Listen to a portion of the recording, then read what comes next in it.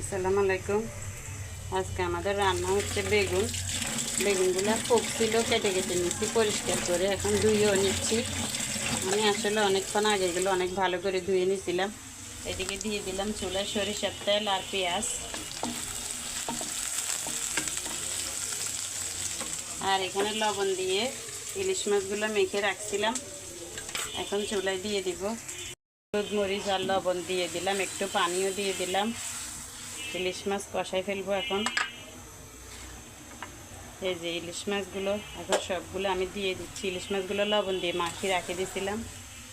আপনারা কে কে ইলিশ মাছ এভাবে খান বলবেন। আমি কিন্তু ইলিশ মাছ কষাই এভাবে খাই। সাথে বেগুন দিব আজকে। বেগুনগুলো আমি সাইডে সাইডে দিয়ে দিচ্ছি, আস্তে আস্তে সিদ্ধ হইতে থাক। মাছ আর বেগুন এভাবে দিয়ে দিলাম, সিদ্ধ হোক আস্তে আস্তে।